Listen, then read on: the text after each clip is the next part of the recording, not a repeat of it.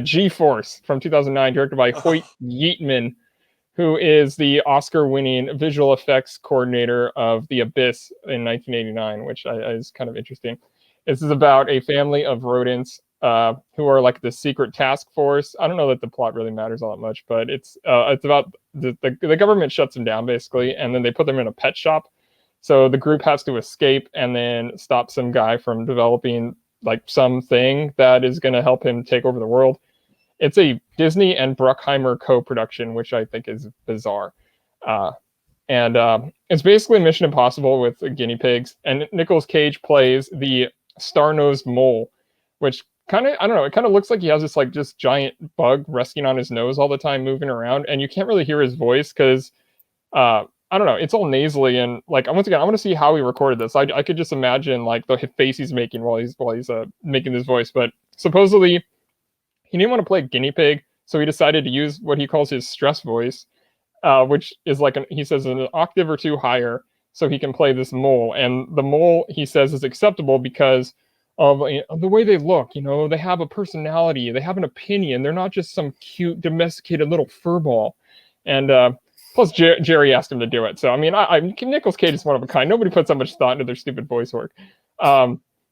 This movie, I mean, it has a flair of the like animation meets like action kind of thing without like Alvin and the Chipmunks, but it's not as cool as like Roger Rabbit or anything. Like the voice cast is impressive. I don't know how much they actually got paid to be in this because it's kind of trash. Like there's Sam Rockwell, Penelope Cruz, Jon Favreau, Tracy Morgan, and Steve Buscemi. And the live action parts are people that have like really interesting like voices, like Will Arnett, Bill Nighy, and Zach Galifianakis.